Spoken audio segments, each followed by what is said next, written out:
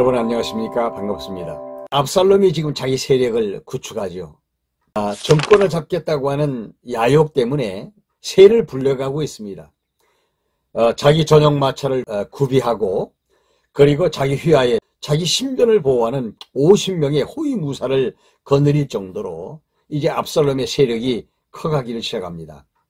백성들이 다윗에게 재판을 받기 위해서 다가오면 성문에 앉아 있다가 백성들을 만나고 우리 아버지가 지금 바쁘니까 너희들의 말을 들어줄 수가 없다. 그래 우리 아버지가 지금 나에게 부탁을 했으니까 내가 잘 판단해 주마 하면서 백성들을 중간에 가로챕니다. 그러면서 백성들을 끌어안고 또닥이면서 백성들의 마음을 훔칩니다. 한두 사람이 아니고 압살롬이 그렇게 가까이 해주니까 백성들의 마음이 압살롬에게로 이제 기울어질 수밖에 없죠. 압살롬이 백성들의 마음을 훔치기를 시작하면서 많은 백성들이 압살롬이 차라리 왕이 되었으면 좋겠다 이런 정도로 지금 기울어지게 됩니다. 말하자면 자기 아버지의 백성들을 이놈이 도둑질을 하는 것이지요. 자유로워진 이후에 약 한 4년 정도의 시간이 흐릅니다. 압살롬이 아주 치밀한 계획을 가지고 자기 아버지에게 어느 날 찾아가서 이렇게 이야기합니다. 아버지가 처음에 저를 부르실 때 제가 하나님 앞에 이렇게 서원했습니다. 제가 하나님의 은혜를 입으면 제가 하나님 앞에 제사를 드리겠습니다 하고 소원을 했는데 헤브론에 갈 수 있도록 좀 허락해 주십시오 라고 부탁을 합니다. 그러니까 다윗이 압살롬의 말에 속고 헤브론에 갈 수 있도록 보냅니다. 그때 아버지한테 허락을 받고 난 다음에 자기가 알고 있는 200명을 꼬여서 바람 쐬러 가자고 꼬여냅니다. 그 200명과 함께 다윗의 휘하 50명의 호위 병사들을 데리고 헤브론을 향해서 갑니다. 거기 가서 제사를 지내면서 이 압살롬의 계략이 거기서 이루어지게 되죠. 다윗의 자문관이었던 아히도벨이라고 하는 자를 초청을 합니다. 그러니까 아히도벨이 무슨 영문인지도 모르고 압살롬에게 찾아와서 보니까 다윗의 휘하에 있는 200명의 신하들이 나와 앉아있고 제사를 지내고 있는데 말하기를 아히도벨에게 이제부터 당신은 나를 위한 책사가 되어주시오.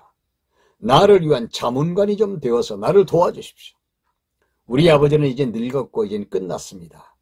내가 왕이 되어서 이스라엘을 통치할 것입니다. 자 보십시오. 지금 우리 아버지 휘하에 있는 신하들이 200명이나 지금 나한테 왔습니다. 그러니까 나 도와주십시오. 라고 말하니까 아히도벨이 승낙을 합니다. 그러면서 거기서 나팔 소리가 나게 되면 그 백성들 가운데서 압살롬이 왕이 되었다고 하면서 왕 만세를 부르도록 사람들을 각 동네에 파송을 시켜놓고 나팔을 붑니다. 그러니까 각 동네에서 압살롬 왕 만세!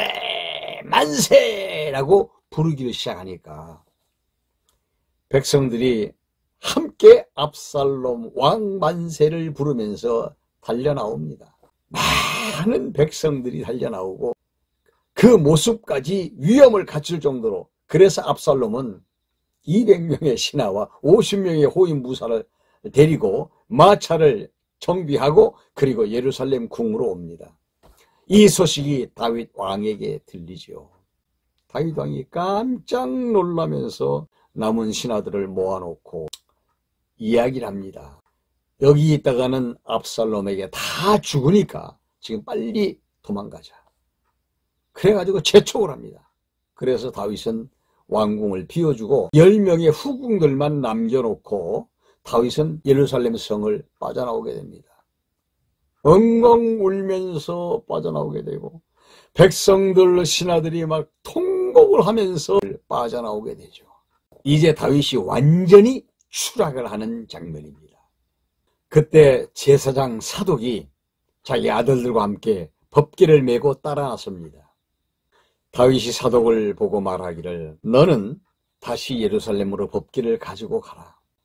하나님께서 내게 기회를 주시면 다시 예루살렘에서 너를 만나게 될 것이다. 그러면서 사독에게 은밀하게 이야기를 합니다. 예루살렘에서 일어난 일들 정보를 제공해주면 내게 도움이 되겠다. 그러니까 차라리 너는 예루살렘으로 법궤를 가지고 들어가라. 그래서 사독을 예루살렘에다가 자기 궁에다 심습니다. 다윗이 가장 걱정하는 것이 뭐냐면 자기의 고문관이자 자문관인 아히도벨이 계략을 부릴 터인데 이걸 어떻게 하면 좋으냐 하면서 다윗이 탄식을 합니다. 다윗이 쫓겨나면서 감람산 언덕에 이르렀을 때 뒤에서 다윗의 친구 후세가 소리를 지르면서 달려옵니다. 후세가 말하기를 왕이시여 걱정하지 마십시오. 제가 끝까지 왕을 모시겠습니다. 그때 다윗이 후세에게 너도 사독과 함께 예루살렘으로 들어가라. 들어가서 아히도벨의 계략을 무산시키고 모든 정보들을 사독의 아들들을 통해서 내게 전하도록 해라. 그게 나를 도와주는 거다. 다윗은 자기 친구 후세를 예루살렘에 심습니다. 압살롬도 자기 아버지가 비워준 예루살렘 다윗 궁에 들어가고 후세도 역시 들어가고 사독도 법궤를 가지고 예루살렘으로 들어갑니다. 그 모습이 겉으로 보기에는 대단히 아름다워 보였겠죠. 아, 이제는 내 세상이 왔구나. 아마 그렇게 생각했을 것 같습니다. 다윗이 감람산 마루턱에 이르렀을 때 무비보셋의 하인인 시바가 음식을 잔뜩 싸가지고 다윗을 만납니다. 다윗이 말하기를 웬일이냐. 왕과 가족들이 시장하실 것 같아서 빵을 가져왔고 포도주도 가져왔으니 왕께서는 힘드실 때 사용하시기 바랍니다. 그때 왕이 묻는 것이 뭐냐면 무비보셋은 어디 있느냐. 이 무비보셋이 요나단의 아들입니다. 그 요나단과의 우정 약속 때문에 다윗은 무비보셋을 마치 요나단처럼 사랑합니다. 그래서 궁중에 있을 때 자기 상에서 무비보셋이 같이 밥을 먹도록 그렇게 했습니다. 그런데 왜 안 데리고 왔느냐 이겁니다. 그때 시바가 말하기를 거짓말을 하는 거죠. 무비보셋은 이 나라가 자기 것이 될 것이라고 믿고 있습니다. 거짓말하는 거죠. 다윗이 옛날하고 달라진 것은 다윗이 추락을 해서 밑바닥에 죽음의 자리에까지 나 앉았을 때 생각하는 사고는 그 전에 왕궁에 앉아있을 때의 사고와 다르다고 하는 것이죠. 흔들리지 않습니다. 판단이 흐리지 않았다는 것이죠. 다윗이 시바에게 말하기를 무비보셋이 가지고 있는 게 다 네 것이 될 거다. 걱정하지 마라. 이렇게 이야기를 합니다. 그런데 또 이게 무엇입니까? 그렇게 와서 시바처럼 손을 비비는 자가 있는가 하면 다윗의 아픈 마음을 막 희집어서 막 핥히는 사람도 생깁니다. 뒤에서 또 소리를 고래고래 지르면서 저주를 퍼붓고 달려오는 놈이 하나 있었습니다. 누군가 하면 사울의 집안 사람 게라의 아들 시므이입니다. 다윗을 보고 저주를 하면서 소리를 지르기를 이 살인자여 악한 자여 여기서 꺼져라. 여호와께서 사울과 그의 가족들을 죽인 너에게 저주를 내리시기를 원한다 하면서 막 소리를 지르고 뒤에서 먼지를 일으키면서 따라옵니다. 내 나라를 여호와 하나님께서 압살롬에게 주지 않았느냐. 너는 저주를 받아라 하면서 소리를 지릅니다. 이 다윗의 마음이 여러분 어떠했겠습니까? 기가 막히죠. 그러니까 옆에서 한 신하가 있다가 저놈 가서 모가지를 띄어다가 왕에게 바치겠습니다. 죽여버리겠습니다. 그러니까 왕이 하는 말이 그냥 놔둬라. 그거 하나님이 하시는 일이야. 하나님께 맡기자. 하나님이 나를 지금 책망하고 계시는 거야. 라고 이야기를 합니다. 시므이는 계속해서 비탈길을 향해서 쫓아오면서 돌을 막 던집니다. 여러분 그 광경 앞에 다윗의 심정이 여러분 어떠했겠습니까? 하나님은 다윗을 추락하게 만들고 가장 낮은 자리에서 모든 것을 다 하나님이 하시는 걸로 알고 쳐다보게 만드신 거죠. 가만 놔두어라. 내 아들도 나를 죽이려고 하는데 하물며 저놈일까 보냐. 놔둬라. 하나님이 하시는 일이다. 우리도 이런 때를 당할 때가 있죠. 억울하게 나에게 달려있으면서 저주하고 욕하고 핍박하는 자들이 있을 수 있죠. 사실은 그때에 하나님이 저를 통해서 뭔가를 내게 하시고 계시다라고 생각을 할 수 있다면 이 사람은 영적으로 굉장히 성숙한 사람이 된 것입니다. 후세가 이 압살롬을 따라서 예루살렘 성에 들어가는데 압살롬 옆에 그 전략가, 그 책사죠. 말하자면 아히도벨이 옆에 앉아있는 것을 보게 되죠. 압살롬 만세! 압살롬 만세! 하고 만세를 부릅니다. 그러면서 압살롬에게 가니 압살롬이 하는 말이 당신은 우리 아버지 친구 아니요. 근데 여기 왜 왔습니까? 하고 묻습니다. 그러니까 후세가 말하기를 그전에는 내가 당신 아버지를 섬겼지만 이제는 내가 당신을 섬기게 돼서 너무너무 기쁘고 감사한 마음을 가지고 있습니다. 내가 이제부터는 당신을 당신 아버지 섬기듯이 섬기겠습니다. 나를 받아주십시오. 그때 압살롬이 후세를 영접을 하게 됩니다. 아히도벨이 압살롬에게 계략을 줍니다. 궁에 다윗 왕이 남겨놓은 10명의 후궁들이 있는데 이제 당신은 당신 아버지와 더불어서 결별을 해야 됩니다. 그렇게 하려면 저 후궁들을 당신이 취하십시오. 그래가지고 아히도벨이 그 다윗 왕궁 그 옥상에다가 집을 짓고 압살롬으로 하여금 자기 아버지의 후궁들을 데리고 자기 만들어줍니다. 백성들이 이젠 더 이상 압살롬과 다윗과는 아무 관계가 없다고 생각하고 압살롬에게 몰려오기를 시작을 합니다. 당시에 아히도벨의 말은 마치 하나님의 말씀처럼 들렸다는 것이죠. 이게 이제 문제입니다. 그래서 그가 베푸는 계략들을 가감없이 받을 수 있는 가능성이 있습니다. 드디어 아히도벨이 압살롬에게 군사 12,000명만 내게 맡겨주면 내가 가서 다윗을 죽이고 온 백성들을 당신에게 데리고 오겠습니다. 라고 이야기를 합니다.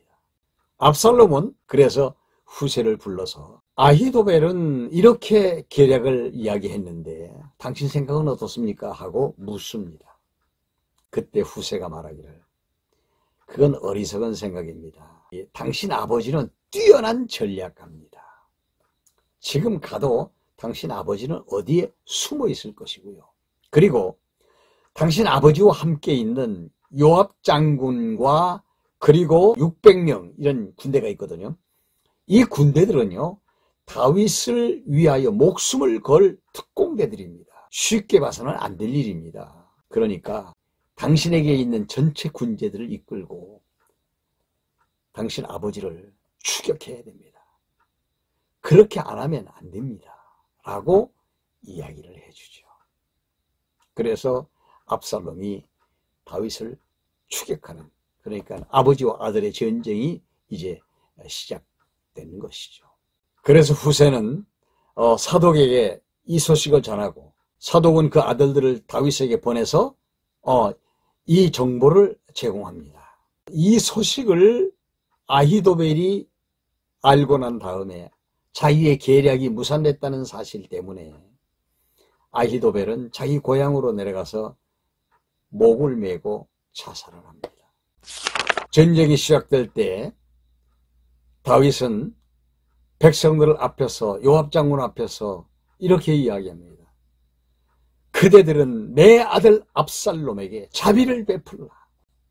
이렇게 이야기합니다. 압살롬은 도망을 치다가 나무가지에 그 아름다운 머리가 끼면서 대롱대롱 매달리고 나귀는 그 밑으로 빠져나가 버리고 요압의 부하가 그 광경을 보고 요압에게 달려와서 지금 압살롬이 나무에 대롱대롱 매달려 있습니다 라고 보고를 합니다. 야, 압살롬을 죽여서 나한테 와서 보고했으면 내가 너한테 상을 주었을 것이다 하면서 요압 장군이 달려가서 압살롬을 죽여버리고 맙니다. 결국은 압살롬이 요압에게 죽습니다. 압살롬이 죽었다고 하는 비보를 전해들은 다윗은 너무너무 슬퍼합니다. 내 아들 압살롬아, 내 아들 압살롬아, 내가 너를 대신해서 죽었으면 좋았을 뻔했구나. 내 아들, 내 아들, 내 아들 압살롬아 라고 하면서 통곡을 하기 시작합니다. 요 다음에 전개되는 것은 다음 시간에 또 말씀을 드려보도록 하죠. 우리가 생각해 봐야 될 것은 역사는 하나님이 주관하시고 우리 인생도 하나님이 주관해 가십니다. 때로는 높이 있다가 낮아질 수도 있고 때로는 즐거운 일이 있다가 슬픈 일을 만날 때도 있습니다. 이것이 인생에 살아가는 과정 속에 나타나는 일들이에요. 이거 우리가 할 수 있는 일은 아닙니다. 그런 속에서 우리는 무엇을 배우느냐? 낮은 곳에 있을 때 하나님을 경외하는 법을 배우게 됩니다. 하나님께서 다윗을 연단시키는 과정 속에 나타난 이 일들을 통해서 우리는 어떤 일을 만나더라도 그 만남 속에서 하나님을 여호와로 경외하는 법을 배워나가야 됩니다. 이것이 희노애락에 얽힌 인생사에서 하나님이 우리를 섭리하시는 뜻입니다. 대단히 감사합니다.